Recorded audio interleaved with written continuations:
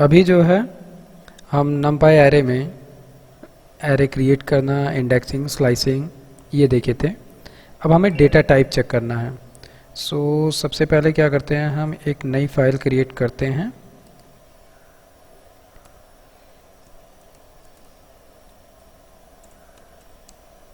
ठीक है,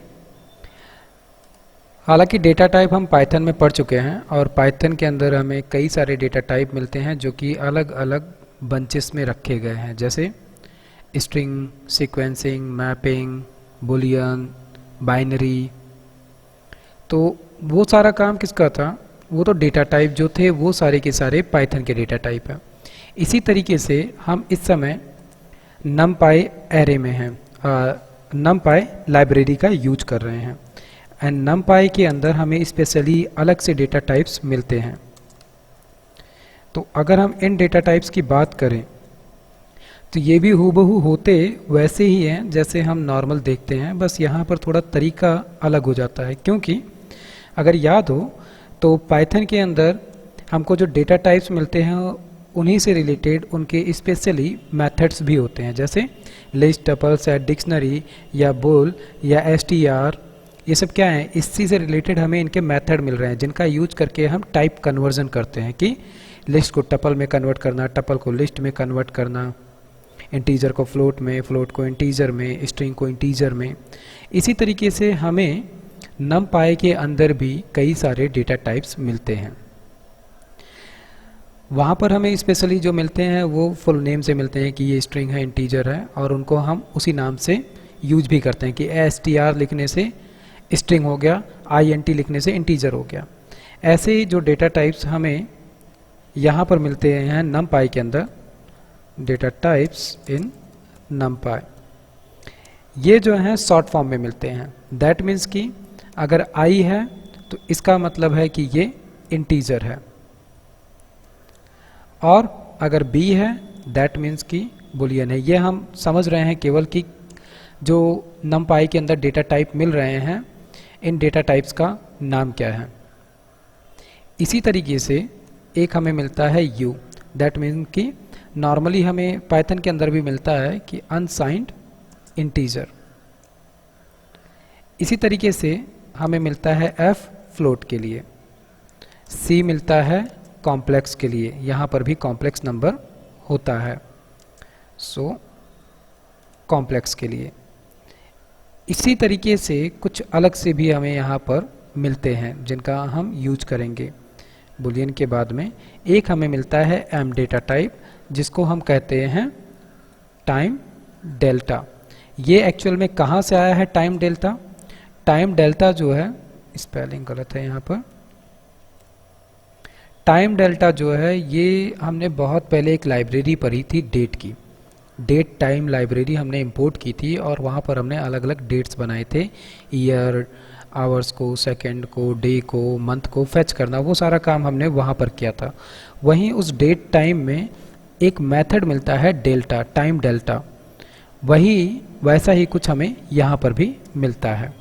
इसके अलावा यहाँ पर एक कैपिटल M नाम से भी हमको डेटा टाइप मिलता है जिसका काम क्या है? डेट टाइम के लिए है। इसी तरीके से यहाँ पे कैपिटल O हमको मिलेगा आगे चल के, जो कि होगा ऑब्जेक्ट के लिए। ऑब्जेक्ट भी एक डेटा टाइप होता है, हालांकि हमें पाइथन में नहीं मिला, लेकिन अगर हम C++ की बात करें, जावा की बात करें, .NET की बात करें, तो वहाँ पर हम ऑब्जेक्ट जो बनाते हैं वो एक्चुअल में डेटा टाइप में काउंट होता है। जैसे एरे और ऑब्जेक्ट, ये दोनों क्यों यूज होता है? क्योंकि इनकी कैपेसिटी होती है कि ये मल्टीपल वैल्यूज़ को स्टोर कर सकते हैं। हालांकि हमने पाइथन के अंदर क्लास में ऑब्जेक्ट देखा कि हम जब कोई क्लास बनाते हैं तो उसको हम एज अ ऑब्जेक्ट यूज करते हैं, और यही सेम चीज़ हमने जब हम अलग अलग लाइब्रेरीज़ का यूज किए, जैसे कि क्या कहते हैं, प्लेटफॉर्म की इंफॉर्मेशन के लिए हमने प्लेटफॉर्म लाइब्रेरी यूज की थी, या हमने मैथ की, जेसन की, रिजेक्स की लाइब्रेरी यूज करके देखी कि कैसे वो लाइब्रेरीज़ एक्चुअल में सेटअप क्लासेस हैं, मेथड्स हैं, और उनका हम हमेशा क्या क्रिएट करते हैं? ऑब्जेक्ट। तो उसी के लिए यहाँ पर हमें एक ऑब्जेक्ट डेटा टाइप भी मिलता है। इसके अलावा हमें यहाँ पर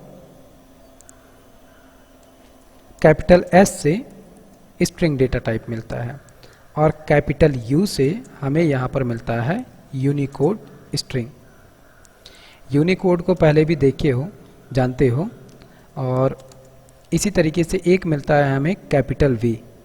ये क्या होता है, ये थोड़ा सा अलग है बाकी सारे डेटा टाइप से। ये होता है fix chunk of memory for other type.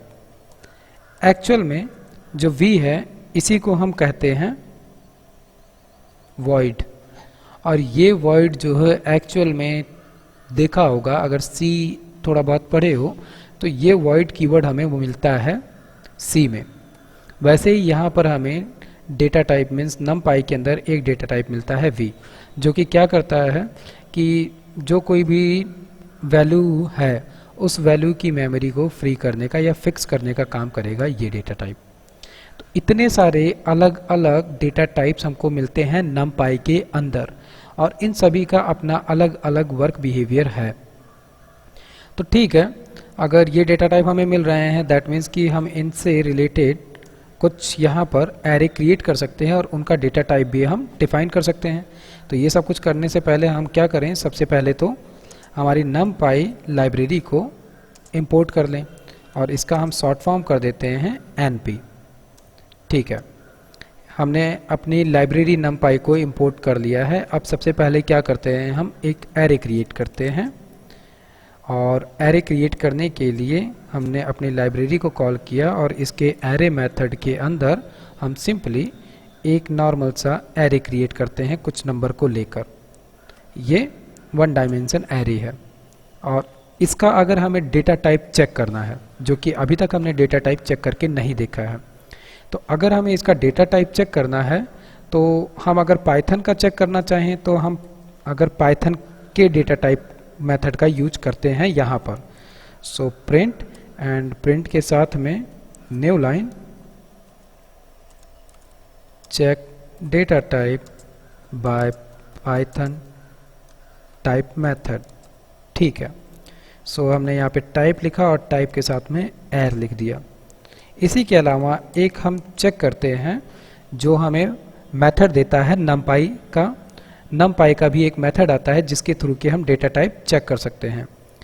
तो टाइप जैसा ही काम वो भी करता है, check data type by NumPy method. ठीक है, हमें नॉर्मल पाइथन में टाइप मिलता है, उसी तरीके से हमें नमपाई में मिलता है डी टाइप।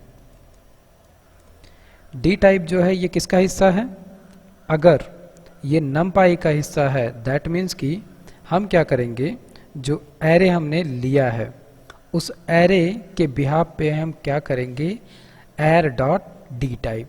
ये हमें क्या देगा, और ये एक्चुअल में एक मेथड नहीं, ये एक कीवर्ड होता है। ठीक है, हमें पाइथन में एक टाइप मेथड मिलता है जिसके थ्रू हम डेटा टाइप चेक कर रहे हैं, लेकिन नमपाई के अंदर एक्चुअल में हमें क्या मिलता है, एर के साथ में डॉट करके डी टाइप लिखने पे हमें इसका टाइप मिल जाएगा। ठीक है, तो एक बार हम इसको रन करते हैं, एंड हमने क्लिक किया और रन करके अभी हम चेक करते हैं कि हमको ये आउटपुट क्या दे रहा है। VS कोड कुछ यहाँ पे एरर शो कर रहा है, d type is not defined. Okay, ठीक है, ये सिंटैक्स एरर है, मीन सिंटैक्स एरर नहीं, ये VS कोड लाइब्रेरी को फेच नहीं कर पा रहा है, इसलिए ये अनएक्सपेक्टेड एरर यहाँ शो कर रहा है, बट ऐसा कुछ है नहीं। सो हमें क्या मिला यहाँ पर, अगर हम यहाँ पर देखें जो हमने पाइथन के टाइप मेथड का यूज किया उससे हमें डेटा टाइप क्या मिला कि numpy डॉट एनडी एरे। मतलब कि जो ये एर वेरिएबल है ये एक्चुअल में numpy का एनडी एरे यूज कर रहा है, और वहीं पे जब हमने numpy के एर डॉट यानी कि डी टाइप का यूज किया तो उसने हमें क्या बताया कि ये जो हमने वैल्यू यूज की है वेरिएबल के अंदर ये int 32 है। ठीक है, दैट मीन्स कि इंटीजर है और इंटीजर में लेंथ दिया गया है, लेंथ 32 बिट का। तो ठीक है, हमने क्या किया, numpy एरे का डी टाइप कीवर्ड यूज किया, और डी टाइप कीवर्ड के थ्रू हमने ये पता कर लिया कि इसका डेटा टाइप क्या है। तो पाइथन के डेटा टाइप ने हमें ये बताया कि ये एक्चुअल में numpy एरे के nd एरे को होल्ड कर रहा है, उसके मेथड के थ्रू इसने वैल्यू स्टोर कराई है। और वहीं पे जो हमारे numpy एरे का d टाइप कीवर्ड है वो ये बता रहा है कि स्पेशली किस टाइप की वैल्यू पड़ी हुई है।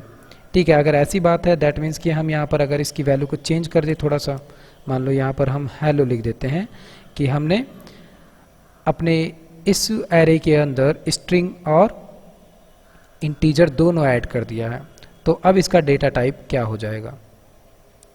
तो तुम ध्यान दे रहे होगे कि इसके डेटा टाइप में ये हमें क्या दे रहा है, U11। ठीक है, इसकी अभी हम बात करेंगे कि ये एक्चुअल में क्या हुआ। तो अगर हम ऊपर चलें और देखें कि U कैपिटल U हमें कहाँ मिल रहा था, यूनिकोड स्ट्रिंग में मिल रहा था। ठीक है, तो वही चीज़ इसने हमें दी कि ये यूनिकोड है। और ये जो नंबरिंग सिस्टम हमें यहाँ मिली है, हम इसकी बात अभी आगे करेंगे कि ये एक्चुअल में क्या कर रहा है। इसी तरीके से अगर मान लो कि हम प्योरली अलग से पूरा फ्रेश स्ट्रिंग ही बना दे तो यहीं नीचे हम क्या करते हैं, एक स्ट्रिंग एरे वैल्यूज़ करके हमने एक वेरिएबल बनाया और इसके अंदर np डॉट एरे के थ्रू हमने स्ट्रिंग वैल्यूज़ को स्टोर करा दिया। ठीक है, तो यहाँ पर हम देते हैं राम, श्याम, राधा। ठीक है, 3 वैल्यू हैं, लेकिन खास बात क्या है कि ये तीनों की तीनों वैल्यूज़ जो हैं ये स्ट्रिंग वैल्यू है। ठीक है, हम अगर इसको प्रिंट करें, चेक स्ट्रिंग डेटा टाइप, और इसके लिए क्या करना है हमें, स्ट्रिंग एरे, स्पेलिंग गलत है,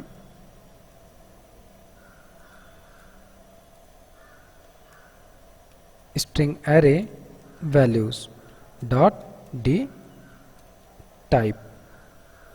ठीक है, फाइनली हम इसको रन करें और ये चेक करके देखें कि ये हमें क्या इनपुट, क्या आउटपुट दे रहा है।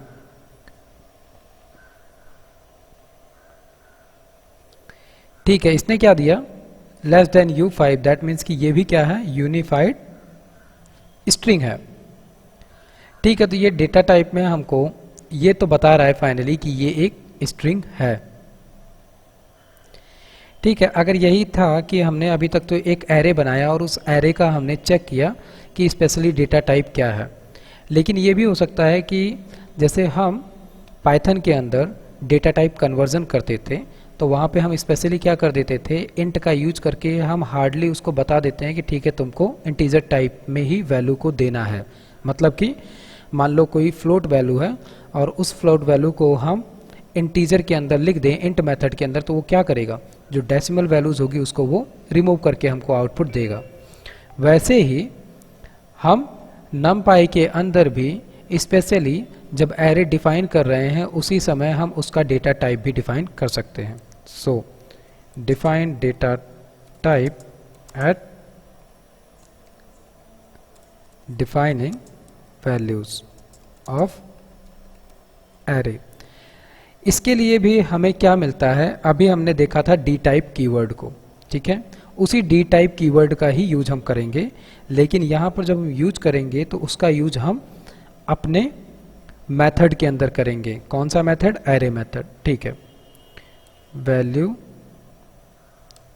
With D type equal two variable का नाम एंड np डॉट एरे, और इसके अंदर हम क्या करते हैं, फाइनली एक एरे जनरेट करते हैं। ठीक है, हमने एक छोटा सा एरे जनरेट किया और एज अ सेकेंड आर्ग्यूमेंट हम क्या दे देंगे, डी टाइप। और डी टाइप में हम क्या दे सकते हैं, डी टाइप में अगर हम ऊपर चलें तो यहाँ पर जो है हमको दिख रहा है कि यहाँ पर कई सारी वैल्यूज़ हैं, आई एफ यू सी। ठीक है, तो हम क्या करते हैं इसको, ये तो फाइनली है क्या, इंटीजर, लेकिन हम इसको कन्वर्ट कर देते हैं स्ट्रिंग में। ठीक है, तो कैपिटल एस लेने से क्या हो जाएगा, ये कन्वर्ट हो जाएगा स्ट्रिंग में। अगर ये ऐसा कर रहा है दैट मीन्स कि हम प्रिंट करके क्या चेक कर सकते हैं कि एक्चुअल में इसकी डेटा टाइप क्या है। या तो हम सबसे पहले वैल्यूज़ को चेक करते हैं, वैल्यू, एंड वैल्यू के साथ में यहाँ पर हम दे देते हैं वैल्यू विथ डी टाइप। पहली चीज़ ये हो गई। एंड सेकंड हम यहाँ पर प्रिंट कर लेते हैं इसका डेटा टाइप ऑफ वैल्यू। ठीक है, तो इसके लिए value with data type dot D type. ठीक है, तो यहाँ पर हमें जो एरे क्रिएट किया उसकी वैल्यू भी मिलेगी और साथ में उसका डेटा टाइप भी। तो इससे कंफर्म हो जाएगा कि ये एक्चुअल में हो क्या रहा है। सो हमें क्या मिला यहाँ पर, ध्यान दो, जितनी भी वैल्यूज़ हैं वो स्ट्रिंग फॉर्मेट में मिल रही है, लेकिन उसके पहले क्या लिखा हुआ है, बी। और बी ये किस चीज़ को डिनोट करेगा, बी जो है सिंपली डिनोट करता है यहाँ पे बुलियन को, दिख रहा है, इसीलिए बी हम यूज कर रहे थे।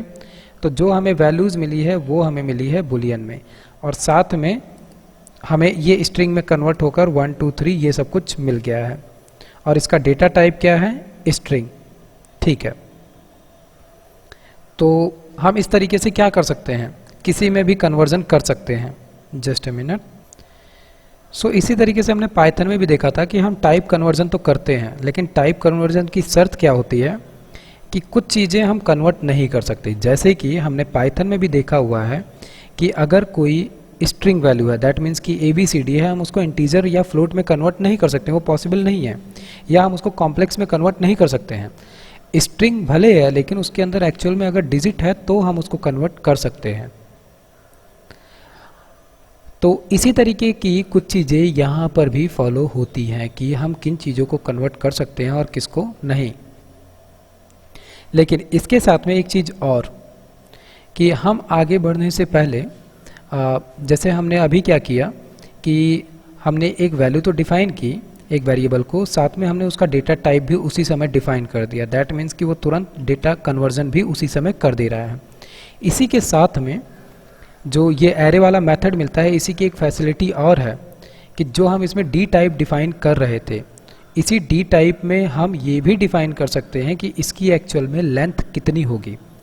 तो यहाँ पे हम और कमेंट में क्या लिख सकते हैं कि d type also have power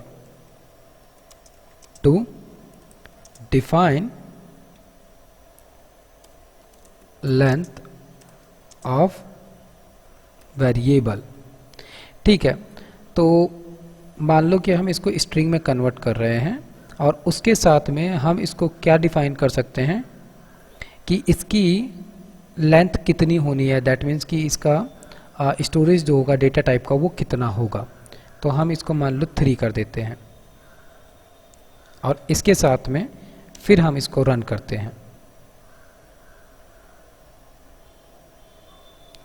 तो यहाँ पर क्या हुआ, जो इसका स्टोरेज था वो 3 हो गया। अब तुम्हारा एक कन्फ्यूज़न दूर हो गया होगा कि ये 1 2 3 ऐसा क्यों मिल रहा है हमें किसी भी डेटा टाइप के बाद में। तो इसका मतलब सिंपली ये होता है कि ये कितना नंबर ऑफ स्पेस ऑक्यूपाई कर रहा है, और ये सबसे स्मॉलेस्ट बिट में होता है, दैट मीन्स कि बाइट में, कि ये जितना कुछ भी स्टोर कर रहा है ये बाइट्स में स्टोर करता है। मतलब कि जो हमने इंटीजर क्रिएट किया था वो एक्चुअल में 32 बाइट स्पेस ऑक्यूपाई कर रहा था।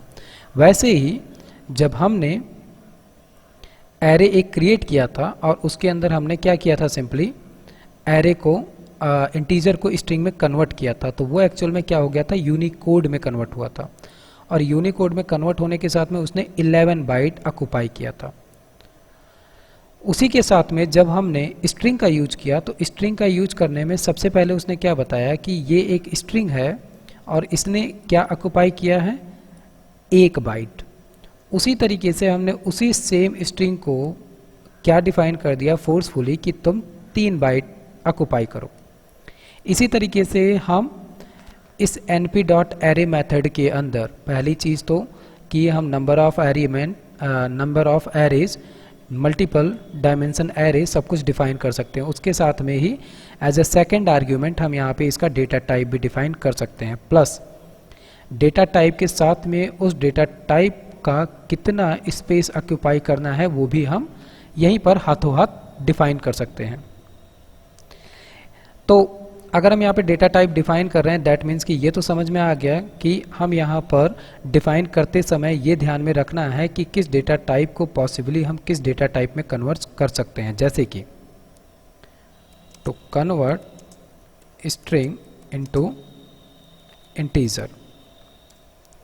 ठीक है, तो स्ट्रिंग टू इंट, और ये हमारा एक वेरिएबल है, और इसके अंदर हम क्या कर रहे हैं, एक सिंपली एरे क्रिएट कर रहे हैं। और एरे के अंदर हम क्या कर रहे हैं, सब कुछ हमने यहाँ पे नंबर में ही दिया था, और इसका हमें डेटा टाइप क्या करना है, स्ट्रिंग करना है, कि इंटीजर जो है वो स्ट्रिंग में कन्वर्ट हो जाए।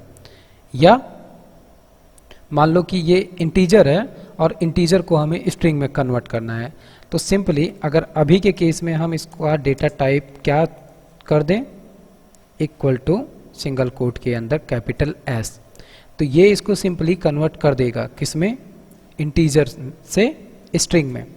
ठीक है, हम यहाँ पर प्रिंट भी कर सकते हैं, और प्रिंट करके चेक इंट वैल्यू या इंट डेटा टाइप, और इसके लिए हमें क्या करना है, स्ट्रिंग टू जो इंटीजर है इसी का डॉट डी टाइप हमें चेक करना है।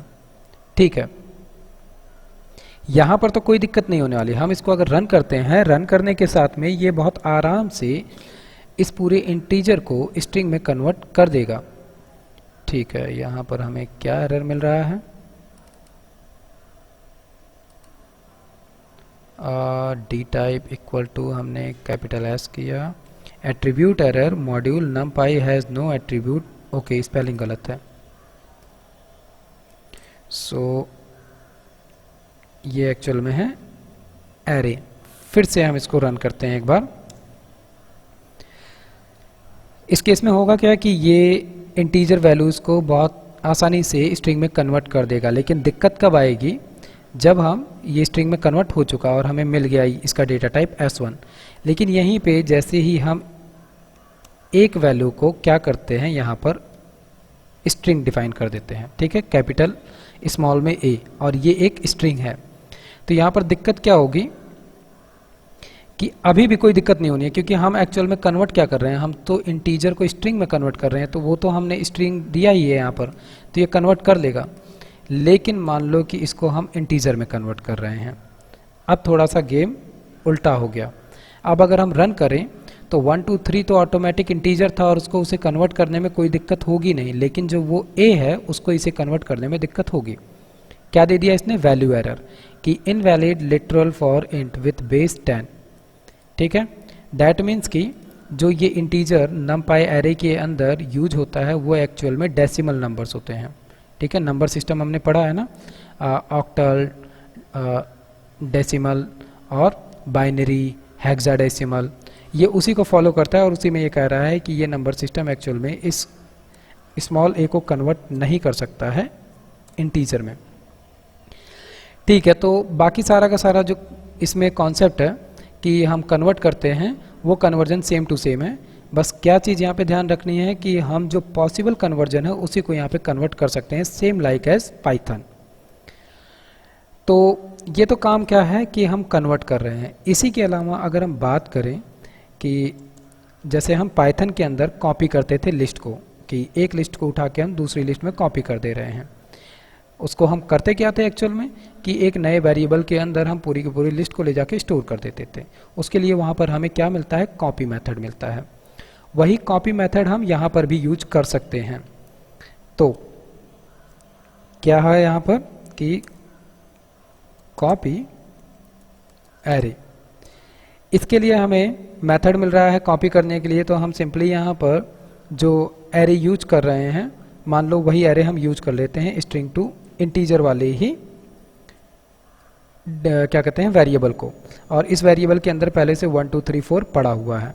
ठीक है, इसी को हम यूज करते हैं, और यूज करके क्या करते हैं, कॉपी करते हैं, और कॉपी करके इसको हमें न्यू वेरिएबल के अंदर स्टोर करना होगा, new integer values equal to, और क्या करना है, स्ट्रिंग टू इंटीजर हमारे प्रीवियस वेरिएबल का नाम था, डॉट कॉपी मेथड।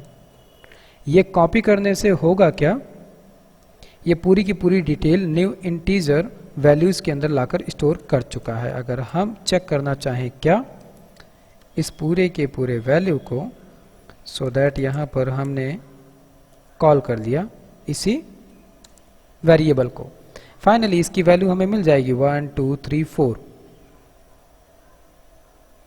मिल गई 1 2 3 4, मतलब कि हमने कॉपी कर लिया। लेकिन इसी के जैसा एक मेथड हमको और मिलता है और उस मेथड का नाम है view. View used to get the array values. जैसा काम कॉपी कर रहा है वैसा ही काम व्यू भी करेगा, क्योंकि हम क्या कर रहे हैं, कॉपी करते क्यों थे, हम लिस्ट में भी कॉपी करते थे। कॉपी करने का मतलब ये होता था कि हम जो एग्जिस्टिंग वैल्यूज़ है उसको स्टोर करके रखना चाहते हैं कहीं और पे। दैट मीन्स कि अगर आगे चल के हम अपने मेन वैल्यूज़ को चेंज कर दे रहे हैं या मॉडिफाई कर दे रहे हैं, सो दैट हमारा जो प्रीवियस वैल्यूज़ थी या जो पहले का सिनेरियो था वो किसी एक नए वेरिएबल के अंदर स्टोर पड़ा रहे, ताकि हम इन केस अगर कुछ ज़्यादा गड़बड़ कर दे तो हम अपने प्रीवियस स्टेज पे आ पाए। ऐसे कुछ काम के लिए हम कॉपी का यूज करते हैं। तो ऐसे ही यहाँ पर एक व्यू भी है जो वर्क करता है। तो व्यू वैल्यूज़ करके हमने एक वेरिएबल बनाया और इसके अंदर भी हम क्या कर रहे हैं, हमारा स्ट्रिंग टू इंटीजर जो वेरिएबल है इसकी वैल्यू को लाकर स्टोर कर रहे हैं और क्या यूज कर रहे हैं, डॉट व्यू। अभी अगर हम इसको रन कराएं व्यू वैल्यूज़ को, प्रिंट एंड प्रिंट के साथ में व्यू वैल्यूज़ और वेरिएबल का नाम, रन किया हमने अपने कोड को। डिफरेंस कुछ नहीं देखने को मिलेगा, सब कुछ सेम टू सेम है।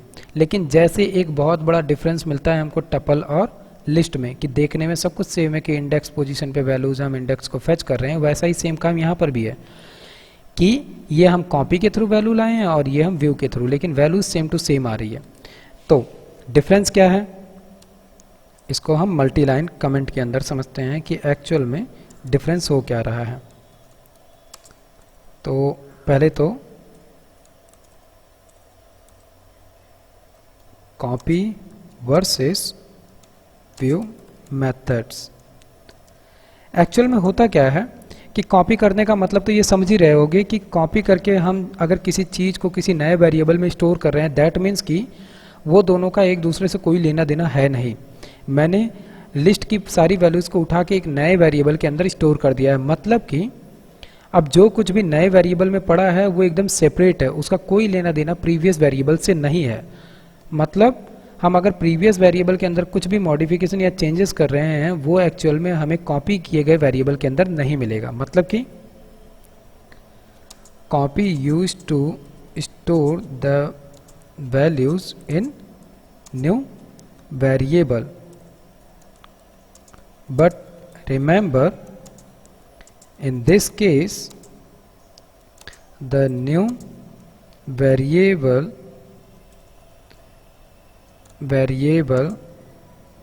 will not able to retrieve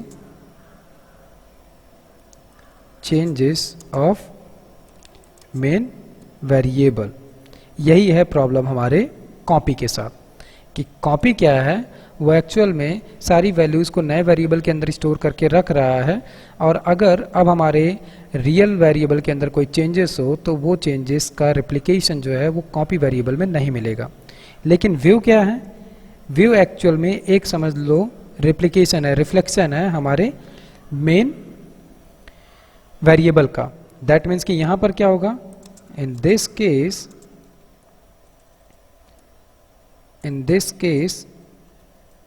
it's like image of main variable, and in case any changes made in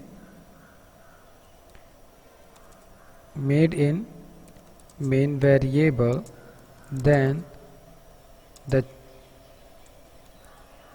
changes also reflect इन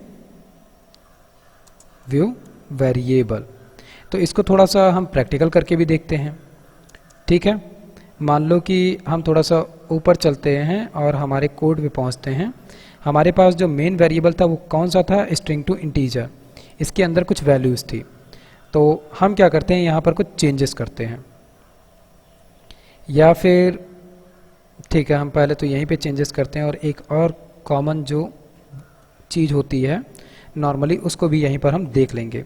तो अभी के केस में स्ट्रिंग टू इंटीजर में 1 2 3 4 6 7 8 इतनी वैल्यूज़ पड़ी हुई है, और होना क्या चाहिए कि जो न्यू इंटीजर वैल्यू है इसके अंदर सेम टू सेम सारी वैल्यू आनी चाहिए, और जो व्यू वैल्यू है जो न्यू इंटीजर वैल्यू है इसके अंदर एक्चुअल में जो एग्जिस्टिंग वैल्यूज़ थी वो आनी चाहिए, और व्यू वैल्यूज़ जो है इसके अंदर जो कोई भी मॉडिफिकेशन हुए हैं वो आने चाहिए। लेकिन अगर हम आउटपुट पे ध्यान दें तो न्यू इंटीजर के अंदर भी सारी वैल्यूएं आ रही हैं, और जो व्यू था उसके अंदर भी सारी आ रही है। क्यों? क्योंकि हमने न्यू इंटीजर वैल्यू और व्यू वैल्यू दोनों को ही क्या किया था, हमने जस्ट एकदम ऊपर डिफाइन किया था। तो यहाँ पर जब हमने डिफाइन किया और इसके बाद में हमने कॉपी किया, तो ये क्या कर रहा है कि ये उनको समझ रहा है कि वो जो हैं चेंजेस किए गए हैं और उसके बाद में हमने उसकी कॉपी बनाई है। तो अगर ऐसे हम कॉपी बनाएंगे तो जाहिर सी बात है वो हमें कोई भी चेंज नहीं दिखाएगा।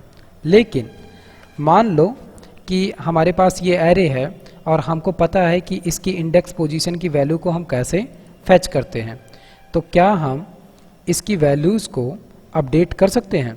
हम प्रिंट यहाँ पर करा रहे हैं, प्रिंट कराने से ठीक पहले जैसे कि ये कॉपी मेथड है, इसको भी हम उठा के कहाँ लाकर रख लेते हैं, जस्ट ऊपर, कॉपी के ठीक बाद में, ठीक है।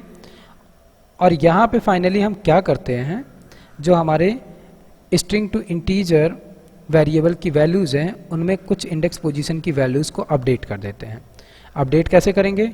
स्ट्रिंग टू इंटीजर हमारे वेरिएबल का नाम, और इसमें हम सिंपली क्या कर सकते हैं, 0 इंडेक्स की पोजीशन को हमने फेच किया और इसमें हमने वैल्यू कर दी 11। फाइनली जस्ट इसके नीचे हम क्या कर रहे हैं, हमने न्यू इंटीजर वैल्यू को प्रिंट कराया है और उसके नीचे हमने व्यू वैल्यू को प्रिंट कराया है। और अब अगर हम अपना आउटपुट चेक करें तो हमको ये समझ में आएगा कि एक्चुअल में कॉपी क्या कर रहा है और व्यू क्या कर रहा है, सो दैट कंफ्यूजन क्लियर होगा। तो जो हमने कॉपी की थी न्यू इंटीजर वैल्यू, इसके अंदर कोई भी मॉडिफिकेशंस नहीं हुआ, लेकिन जो व्यू था उसके अंदर हमें रिफ्लेक्शन दिखा। दैट मीन्स कि इस सिनेरियो का सिंपल लेना देना है कि कभी कभार हम क्या करते हैं कि कोई वेरिएबल है जो कुछ वैल्यूज़ को होल्ड कर रहा है और हम चाहते हैं कि उसको हम वैसे ही स्टोर करके रख लें और इसके बाद में उसमें कोई अपडेशन करें, सो दैट कि हमको अगर जाकर प्रीवियस वैल्यू चेक करनी हो तो हमें वो वैल्यू मिल जाए। ऐसे केसेस के लिए हम कॉपी का यूज करते हैं। और जब कभी भी हम सेम वैल्यू का ही अलग अलग नाम से अलग अलग जगह यूज करना चाहते हैं, लेकिन इन केस अगर हमारे मेन वैल्यू के अंदर कोई चेंजेस हो रहा है तो वो रिफ्लेक्शन भी हमको चाहिए ही चाहिए। जैसे कि डेटाबेस, कि डेटाबेस के अंदर अगर कोई वैल्यू पड़ी हुई है तो वो हमें दिख रही है, लेकिन डेटाबेस के फील्ड में अगर हमने कोई वैल्यू अपडेट की तो अब फाइनली कौन सी वैल्यू दिखेगी, अपडेटेड वाली। तो वैसा ही कुछ काम हमारा ये व्यू करता है, ठीक है। तो ये जो था ये तो हमने कॉपी करना देखा और व्यू देखा कि कैसे ये सारा काम हो रहा है।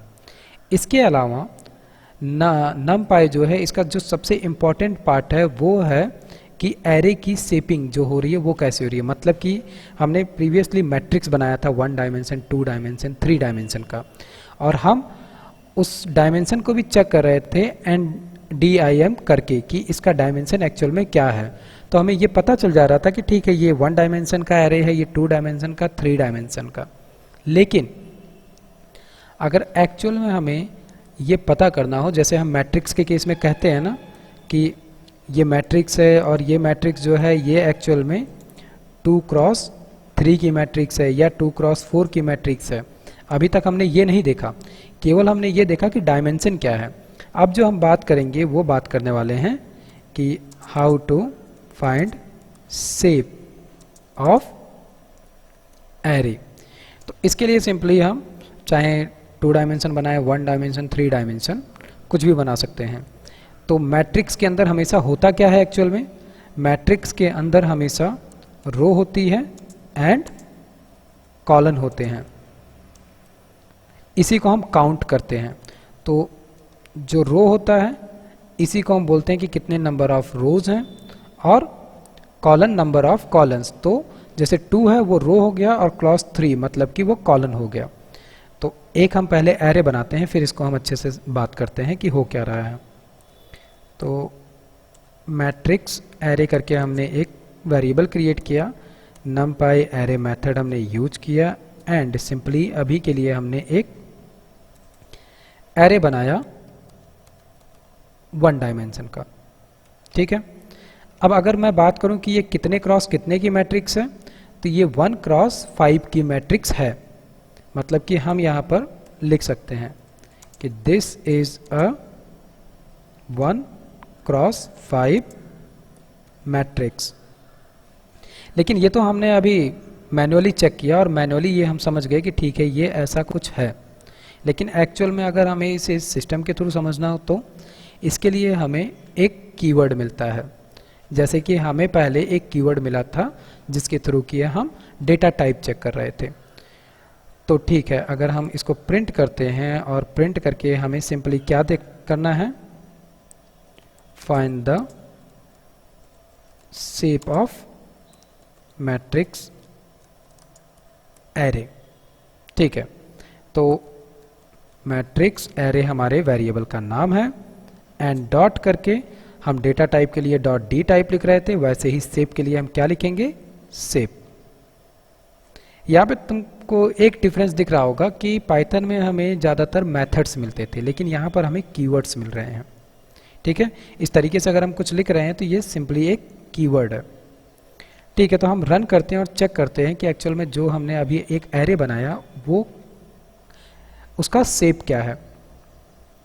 तो हमें यहाँ पर क्या मिला, 5 डैश, दैट मीन्स कि एक्चुअल में इसमें केवल एक रो है, इसलिए इसने रो को नहीं दिखाया, लेकिन इसने हमको ये बता दिया कि नंबर ऑफ कॉलम्स कितने हैं। डिफ़ॉल्ट केस में हमको अगर एक रो होगी तो वो नहीं दिखाएगा।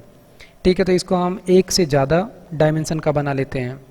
तो इसके लिए क्या करना पड़ेगा, हम इस पूरे को उठाते हैं यहाँ से एंड कट करके एक बिग ब्रैकेट बनाते हैं और इस ब्रैकेट के अंदर हमने इस वैल्यू को पेस्ट किया। ये पहली मैट्रिक्स बनाई, फिर ये दूसरा रो बनाया। इसी तरीके से 2 रो अब हमारे पास हैं। और फाइनली अब अगर हम इसे शो करना चाहें कि क्या शेप बना इसका, तो हमें पता चलेगा कि इसका शेप एक्चुअल में 2 क्रॉस 5 का बना, मतलब कि 2 रो है और 5 कॉलन है। अब इसी को अगर हम आगे बढ़ते जाएं इसी तरीके से, ओके, सेटिंग ओपन हो गया, सेटिंग को कट किया। यहाँ पे हम इसी तरीके से अगर आगे बढ़ते जाएं, पेस्ट करें, तो ये हमें बताएगा कि एक मैट्रिक्स के अंदर कितने नंबर ऑफ रोज हैं और कितने नंबर ऑफ कॉलम्स हैं। तो अभी फाइनली हमारे पास कितनी रो हो गई, 2, 2, 4 और 1, 5। तो फाइनली ये मैट्रिक्स बनेगी 5 क्रॉस 5 की, बन गई। तो सिंपली हम किससे चेक कर रहे हैं, ये शेप के थ्रू। एक्चुअल में इसका यूज इस तरीके से नहीं होगा। पाइथन में जब डेटा साइंस पढ़ोगे या इमेज प्रोसेसिंग, तो वहाँ पे हमें इसी तरीके से मैट्रिक्स के साथ बहुत सारा वर्क करना पड़ता है। और वहाँ पे जब हमें बहुत सारे नंबर ऑफ लेयर की मैट्रिक्स मिलती है, तो वहाँ पे हमें शेप फाइंड आउट करना बहुत मैंडेटरी होता है, क्योंकि हो सकता है कि एक शेप में कई सारे, यानी कि एक मैट्रिक्स पोजीशन पे, अब जैसे इसको हमें अगर चेक करना हो तो मैट्रिक्स में हम क्या लिखते थे कि जैसे हमको मैट्रिक्स की पोजीशंस को चेक करना हो, तो सिंपली मान लो कि हम एक मल्टीलाइन कमेंट में थोड़ा सा मैट्रिक्स को और अच्छे से समझते हैं। तो मैट्रिक्स जो बनती थी वो कुछ इस तरीके से बनती थी कि हम इस तरीके से कई सारे ब्रैकेट बनाते हैं। ठीक है, ये ब्रैकेट बनाया तो मान लो पोजीशंस को हम क्या कहते हैं, जैसे मान लो कि 2 पोजीशंस है, एक मैट्रिक्स हमने बनाई है, तो 0, 0 पोजीशन हो गई, 0, 1 पोजीशन हो गई, 0, 2 पोजीशन हो गई एंड 0, 3 पोजीशन हो गई, या 3 क्रॉस 3 का मैट्रिक्स है, एज्यूम कर लेते हैं। उसी तरीके से ये 1, 0 हो गया, 1, 1 हो गया और 1, 2 हो गया। इसी तरीके से हम यहाँ पर क्या लिखते हैं, 2, 0 हो गया, 2, 1 हो गया एंड 2, 2 हो गया। इसी सेम चीज के बिहार पे जैसे ये एक स्ट्रक्चर बना, इसको हम क्या कहते हैं, मैट्रिक्स ऑफ 3 क्रॉस 3। इसी मैट्रिक्स का यूज करके एक्चुअली हम सी में पिरामिड्स बनाना सीखे थे। इसी कॉन्सेप्ट के थ्रू हम पिरामिड बनाते हैं कि ठीक है, क्या करते थे हम पिरामिड में एक्चुअल में, अगर हम याद करें तो कुछ पिरामिड का जो वर्क होता था, पिरामिड एग्जाम्पल्स, वहाँ पे हम क्या करते थे, कुछ इसी तरीके से स्टार बना, ओके, पिरामिड के लिए एंटर एंड ये 1 स्टार हुआ, ये 2 स्टार हुए, ये 3 स्टार हुए। हम यही तो एज्यूम करके चलते थे कि ठीक है ये पिरामिड बनेगा। अब इसी को अगर हम थोड़ा अच्छे से बनाना चाहें, मतलब कि इसको हम एक स्पेस के बाद में दे दिए और यहाँ पर 3 स्टार हो गया, इसके नीचे हम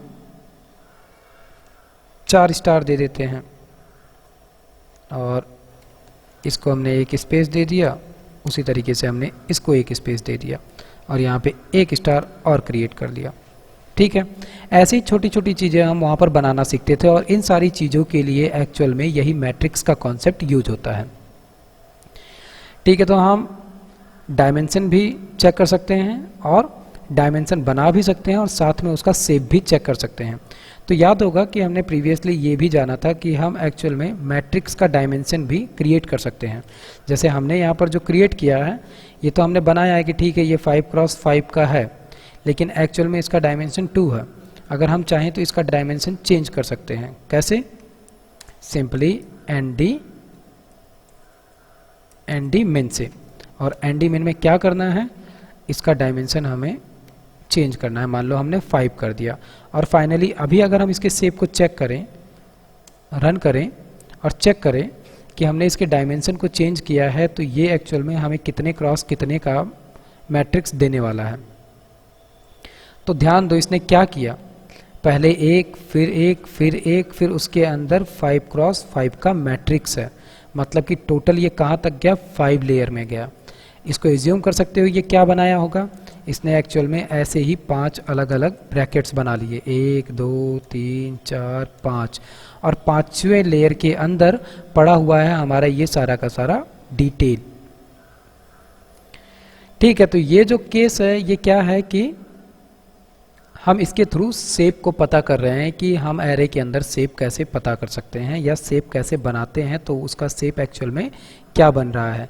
एक्चुअल में ये पूरा का पूरा इसी तरीके से मैट्रिक्स को फॉलो करके काम कर रहा है। ठीक है, सो अभी के लिए इतना ही।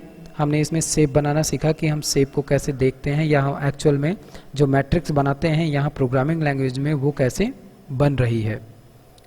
अब नेक्स्ट हम क्या देखेंगे कि जो हम शेप बना रहे हैं इसको हम कैसे कन्वर्ट करें, चेंज करें, मॉडिफाई करें, या हम इसको कैसे आगे चल के ब्रेक करें, तोड़ें, या इसका हम कैसे आउटपुट देखें, कैसे हम इसको प्रिंट करें।